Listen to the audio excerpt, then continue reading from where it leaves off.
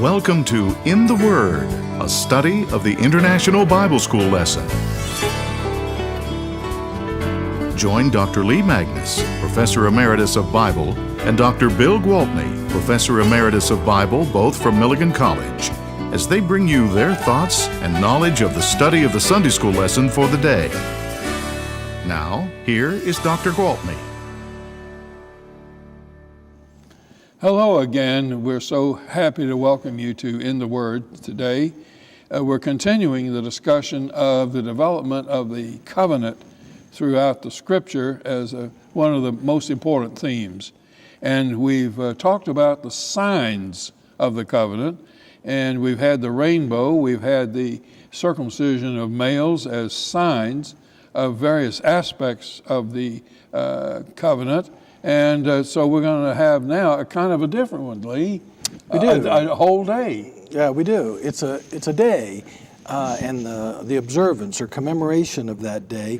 But you know, it's kind of similar. The seventh day had been significant in the life of God's people for a long time, clearly. Yes. And even before the Ten Commandments were given, we see them recorded in Exodus chapter 20. And Deuteronomy chapter 5. Right. They're there twice. Yeah, but even after the giving of the Ten Commandments, of which the fourth one has to do with Sabbath, Yeah. They seem to be observing the Sabbath in some ways. You know, Even before the giving, Yeah. the official Right. introduction. For instance, even before they got to Mount Sinai, where the law was given to them, they were provided sustenance, manna, and they were told not to collect any manna on the seventh day. They were to collect a double portion on the sixth double day. portion on the sixth. So clearly, they already understood the significance of that seventh day, or at least something of it. Yes. And were commemorating it in a way. But now God takes that seventh day, which was already in their consciousness, Yes. and gives it added significance. That's the purpose of a sign. You take something that already exists and give it a new concrete significance in the relationship between God and His people. Now, in regard to the first two lessons, where we had the rainbow and circumcision, we have looked for precursors to these practices as being a sign for some part of the covenant between God and the people of Abraham and his successors. However, when we come to the Sabbath, which is the seventh day of the week, we are at a loss to be able to explain any precursors. Now, I know of a particular calendar that seems to be constructed on what might be considered a 5-day week. But I know of no precursors outside of the Scripture. So by precursor, you mean other people groups in the ancient Near East who were using a seven-day calendar? Yes. Okay. Now, I can understand why the number 7 would be considered important, because in those early days, the mathematics had been developed by the Sumerians and Akkadians and Babylonians, where you have a base 60. In other words, they counted up to 60 and started all over again. And every number in the numbering system up to 7 would divide evenly into 60. So the numbers 1 through 6 can be divided into 60. Right, evenly. But 7 cannot. That makes it a very special number. Now, is that some justification for that? Well, then there in Babylonia also they worshiped the moon. In fact, the moon was more highly ranked as a god than the sun. And so if you take the phases of the moon and you come out to about 28 days roughly, and so that would be 4 units times 7. Does that have something to do with it? Maybe, but we have no clear evidence that was the basis for the 7-day week. In other words, we just are in the dark. Okay. Pardon the pun. on the seventh day and where it came from, the 7-day week. Yeah. Well, we're not in the dark about the biblical significance of the Sabbath day. Exactly. It's very, very clear. Yes. And it has several of important things in the covenant relationship between God and his people that it functions as a sign of. So after we read the text, we can answer the question, okay, of what is Sabbath day a sign? Yes. Another thing that I hope we'll have time to do is to talk about the way in which the Sabbath day functions in the New Testament, because there's going to be a big change that takes place in the attitude. And that accompanies the problem with circumcision. Mm-hmm. They go hand in glove, you might say, in the church's history, early history.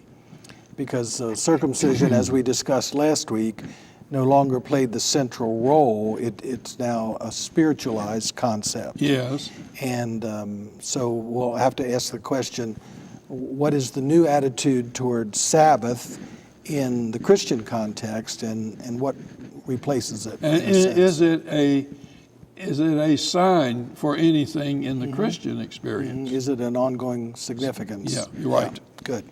Well, let me read this passage. We're now in chapter 31 of Exodus. So we've jumped from Noah to Abraham, now to Moses, right? And we've left Genesis behind. Right. And so now Exodus chapter 20 was the giving of the Ten Commandments, and then many laws have come in between. The last 6 chapters, from 24 to 31, have been about the tabernacle and about worship at the tabernacle. You know, we really get serious and focus on the so-called covenant code, which would be chapters 20 through 24, and that has occupied our attention. But really, there's more time and space spent on the design and building of the sanctuary and equipping the priests and explaining what the priestly duties are. I think that really was a more important issue in the mind of the writers. And our passage today comes at the conclusion of that very detailed description about their place of worship, which I think is very significant, because I think it suggests to us that when we think about Sabbath, we need to think about a day of worship. It's not really described that way directly here. Not here in this passage. But coming as it does right at the end of this description of the place of worship, I think we can somewhat legitimately think of Sabbath as a day of worship. Well, we must mention 2 men who are mentioned in this earlier part, the craftsmen, Bezalel and Oholiab. Well-known men. The great the artists and the artisans who created the designers of the tabernacle. Yeah. Right. I think and they get left out. They do. But they're very important, even because Solomon's great temple was still based on their design. That's right. So very important people. Okay, I said I was going to read. Let me do that now. Sure. Exodus 31, beginning in verse 12. Then the Lord said to Moses, "Say to the Israelites, you must observe my Sabbaths. This will be a sign between me and you for the generations to come, so that you may know that I am the Lord who makes you holy. Observe the Sabbath, because it is holy to you. Anyone who desecrates it is to be put to death. Those who do any work on that day must be cut off from their people. For 6 days work is to be done, but the 7th day is a day of Sabbath rest, holy to the Lord. Whoever does any work on the Sabbath day is to be put to death. The Israelites are to observe the Sabbath, celebrating it for the generations to come as a lasting covenant. It will be a sign between me and the Israelites forever. For in 6 days the Lord made the heavens and the earth, and on the seventh day he rested and was refreshed. When the Lord finished speaking to Moses on Mount Sinai, he gave him the 2 tablets of the covenant law, the tablets of stone inscribed by the finger of God. All right. Well, Let's talk about the meaning of this word Sabbath first of all. Yes. We haven't actually named that. What does Sabbath mean? Well, it obviously is this particular day, and out of the name of the day, we have a verb created, and the verb is to observe the Sabbath, which means, of course, as described here, you will do no work on that day. So it also, by extension, means to cease work or to cease any activity. So Sabbath means to stop or to rest or to Yeah, the verb made out of the word pause. Sabbath. Yeah, Okay. yes. And the noun itself means a the rest, day of rest. a day of rest. Yeah, and as they calculated time back then, and as Jews still do today, and Muslims do, this day begins at sundown Friday and runs through sundown Saturday. That because in both cases the day begins at sundown, and this reflects, in this whole business about Sabbath, reflects Genesis chapter 1. And there was evening and there was morning, day, whatever. So that the day, that's why in their cultures, the day begins at sundown. Very good. And not for the way we do it. Yeah. We non-Jewish. Now, this concept applied not only to a day in their practice, there are also a few references in the law to a sabbatical year. Yes. So that would be a year of rest, right? Yes. There are a couple of other words that are formed from the word Sabbath. Sabbaton is Sabbath-like deal in which you could have something that was then every 7th year. Now the word Sabbath does start very much like the number 7 in Hebrew, except the last consonant of the 2 roots are different. So the esh and the b are the same in both cases. Does that have anything to do with it? I don't know. But anyway, it means to cease, so you're talking about the sabbatical year is a day of no activity and no planting, no harvesting. So you were expected to let your fields lie fallow. Yes. And give your animals rest during that period of time. Right. Yeah.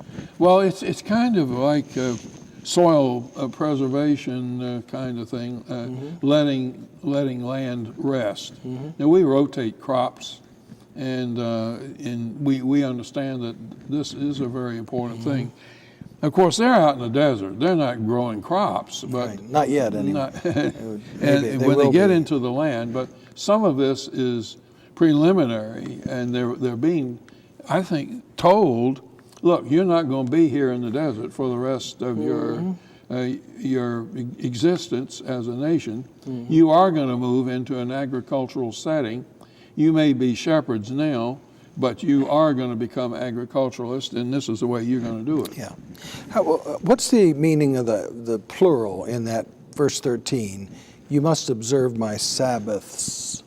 Why do you think that's plural? Now that is a good translation. It's a proper translation because it's the word Sabbath put into the plural form, and it would anticipate that you're going to have an ongoing Sabbaths in a row. That's what I thought. And also, it may in fact be anticipating the fact there are going to be other days like the Sabbath when you don't do any work because of some observance, religious observance. Different different times So of rest right. Yeah. Rest on different or cessation occasions. of activity. Right. Good. Now, verse 13 is so important because we're talking in these lessons about signs, and we know that you don't stop at the sign points to something else. And here we're told what it will be a sign pointing to. And it is so that you may know that I am the Lord. Okay, now this is Lord spelled in capital letters, and we have to refresh our memories that this is the special covenant name for God, and probably was pronounced Yahweh, as and it is the most sacred name. It is the most frequently used name for Israel's God, the God of mercy, the God of covenant. Yeah. Well, that's common, but what comes next is a little different. God is qualified or is described in a somewhat unique way in the next phrase, the one who makes you holy. Yes. Your sanctifier. Yes. The one, yeah. And so this is very important because it suggests that the Sabbath day was not just to point to the human need for rest. It's got a religious significance Right. at its heart. Now this immediately reflects and reminds us of a giant portion of the book of Leviticus, which we call the Holiness Code, which is based on the wording, you will be holy because I, Yahweh, your God, am holy. In other words, there's a sense in which the people of God are supposed to reflect the nature of God. Right. And so the Sabbath day has as one of its purposes as a sign to point to God, Yes. and to remembering God and awareness of God, but also to remember this concept of the holiness of God and the expectation that God's covenant people will themselves be holy. I think it's a marvelous thought to consider that the nature of God and covenant is to make us holy. Yeah. Is to make God's people Yeah. holy. Yeah. So To that's be like God, as far as that's humanly possible. well, that's the way we were created, like God, right? Yes. So that's the first significance that's described here. Then in verse 14, he shifts his attention to talking about the holiness of the Sabbath day itself. Exactly. The first emphasis was on the holiness of the participants. We probably need to say one word about the word holy. All right, let's Now, talk what about in it. the word? What does holy imply? Well, when you track the use of this word throughout the Bible, it becomes very clear that holy means separated, or out of the ordinary. Yeah. In fact, if you were going to propose marriage to your lovely wife again, you would say, if you were going to say that in Hebrew, Nitkadesh li, which, did you hear kadosh in there? Oh, yeah, holy. And that means be separated only for me. Okay. Special. Special and off limits to everybody else, Yeah. every other man. So it's not just the idea. It's not be separated from me, like go away from me. It's not separated in that sense. No, it it's means to be separated from all of the others, Yeah. so that you can belong Yeah. exclusively to God. This phrase, holy to the Lord, appears down here in verse 15. The seventh day is a day of Sabbath rest, holy to the Lord. And that's the inscription that was on the implements that were used in tabernacle worship. Right. It's the headband that the priests wore. Yes. Meaning, like if you have a bowl here that's holy to the Lord, it doesn't mean just that it's different. It has to do with its function. Yes. In other words, this bowl is only to be used in the tabernacle. Right. You're not supposed to eat your cereal out of this bowl, right? Well, it's separated. There are special dishes that even Jews keep now that are holy for Passover, Okay. which means they're not used at any other time, may not be used at any other time. There are the secular dishes, and then there are those separated for special occasions.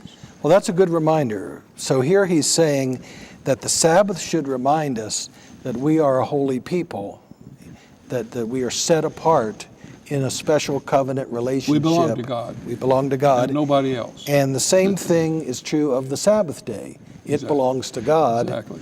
and not to common time, Right. secular time. Another thing about the way the Sabbath is celebrated now among Jewish people is a day of joy. I mean, you eat the best food. I remember being present for a Sabbath day meal with some Jewish friends, and when the Sabbath is declared and the prayers are said, the Jewish guys lean over and kiss their wives. It's a day of joy and love, and you're required to be happy, almost, yes. Well, it is a kind of celebration. Verse 16 makes that clear. The Israelites are to observe the Sabbath, celebrating it for the generations to come as an everlasting covenant. There's that everlasting. Yeah, right. And we've had that terminology in every lesson we've had so far. Yes, we have. Verse 17 is very important because it says that one of the significances of the Sabbath day sign, is to call our minds back to God's creative work. All the way back to Genesis 1. Yeah. So it will be a sign between me and the Israelites forever, for in 6 days the Lord made the heavens and the earth, on the seventh he rested. Yes. So there's one of the connections that's to be made.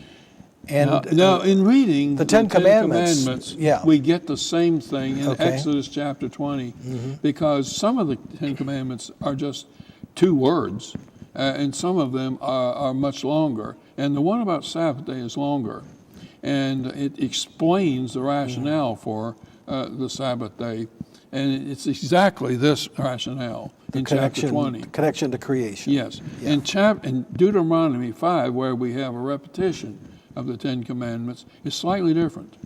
Among the requirements or the rationale for it, there is a statement, remember you were slaves in Egypt, and I brought you out. So in other words, their exodus from Egypt and freedom from slavery is the rationale. So there are 2 aspects of the Sabbath that we have in the 2 versions of the Ten Commandments. Yeah. I think God's that creativity, and then God's salvation, God's rescue, and making them a nation. Yeah, that's so important because it's so easy to read even this passage and think that the only significance of the Sabbath day is that you don't work. That does get a lot of emphasis. Yeah. And later on, as the rabbis developed it, all this minutia about how far can you walk and how much you can do and things like that tend to dominate, and I think it dominates our thinking as well. What constitutes work? Yeah, but Turning on an electric light, opening a refrigerator door so that the light comes on. That's part of what gets technical. debated. Yeah. Well, but it's important to realize that the cessation from work is not the purpose of the Sabbath. The purpose of the Sabbath and the purpose of cessation of work is to recall to memory the great creative work of God and celebrate that, the great saving, delivering, rescuing work of God that we see in Exodus, and celebrate that. Right, and almost implied in this is God gave you a rest, and you ought to give your animals and your workers a rest. Oh, yeah. That's implied, I think, Yeah. at the same time. Now, eventually, the Sabbath day will become a day for worship for the Jewish people. Yes. And Leviticus and Numbers begin to talk more about using the Sabbath day not just as a day of rest, but as a day of community worship. Now, picking up a prayer book and opening it, or the scripture and reading it in synagogue, is not construed as work. Okay. For that purpose. You are doing what, as you have said, you are worshiping God in that action. So that is allowed in modern times. So it's okay. Now I have a question for you. What about the church? What about the early Christians? What about Jesus? Did they continue to celebrate the Sabbath, or why is that Sabbath not a part of our Christian practice? Well, there are some Christians, and I'm thinking of Jews for Jesus, Messianic Jews, and so forth. Seventh-day Adventists. Well, yeah, and then there are Christians who want to observe the Old Testament law and Seventh-day Adventists, and there are some other Adventist groups also. And there's no prohibition against worshiping God on the seventh day or every day of the week. In fact, God might like that a little bit from us for a change. Yeah. Anyway. And in fact, the concept of Sabbath, the concept of rest, is whether we worship on Saturday or not, is a good concept. It's a good principle, I think. And in fact, the book of Hebrews talks about Sabbath rest as a Christian principle. Yes, it does. And so there's nothing inappropriate, as you say, about worshiping on Saturdays or on incorporating the concept of renewing, refreshing rest into our lives. Now, is Sunday then the Christian Sabbath? I will say no. Explain yourself. Well, Sabbath is Saturday. It's always starts been Saturday. Friday night. If you want to be technical, okay. Start Friday night and Saturday. I tonight. forgot. You told us that. But Sunday is different. I think it's appropriate to use Saturdays to remember God's creative power and celebrate God's creation. It's appropriate to use it to remember the God of deliverance. But Sunday has a completely separate significance for us. Sunday is also a sign, but it's a different sign. Let's drop Sunday. Let's use the term that the church used, which is the Lord's Day. Or the first day of the week. And the first day of the week. First day of the week. The term, the Lord's Day, appears in the New Testament, in the book of Revelation, right at the beginning, and then beginning in very early Christian literature and ever thereafter. Yeah. And it's obvious that it's referring to what we call Sunday. Exactly. And why Sunday? Why Sunday? Why would it become the main day for Christians to worship? Well, it's because it's the resurrection day. And it's very important, I think, for us to recall that and to try to bring that back into our conscience. The very fact that we gather for worship on Sunday, the first day of the week, is in itself a sign that we are resurrection people. Our identity is resurrection people. And so when we come to our Sundays, we shouldn't think of them primarily as a day of rest. That's not what they are. Our Sundays are resurrection days, the days that we celebrate the resurrection of Jesus Christ and the promise of our own resurrection. Now, Sabbath was a day of a sign to the Jewish people of God's creativity and of their salvation. Now, transfer that. We can transfer that to the Lord's Day, which is the day of our freedom and our being brought into a new nationhood with the Lord Jesus Christ. Recreation. Yes. Very good.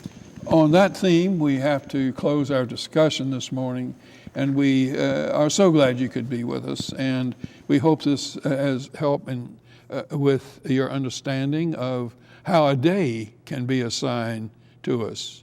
So we have one more sign to look for next Lord's Day, or Sunday, and we hope you'll be back with us, and we'll be looking for you. God bless you. This has been In the Word, a study of the International Bible School lesson with Dr. Lee Magnus, Professor Emeritus of Bible from Milligan College, and Dr. Bill Gwaltney, Professor Emeritus of Bible of Milligan College. Join us again next week for another lesson from the International Bible School lesson text. This has been a production of the First Christian Church Television Ministries.